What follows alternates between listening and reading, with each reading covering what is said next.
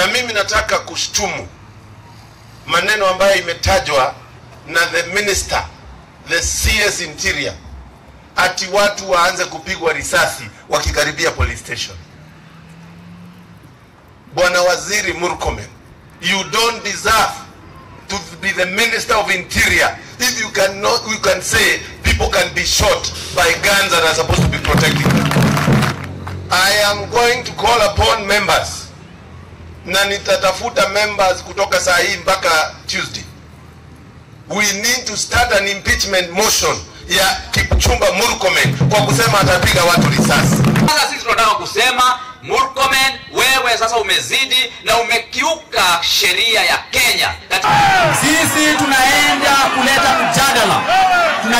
Tunaenda kuleta mjadala ya kumtoa Murkomen katika kiti.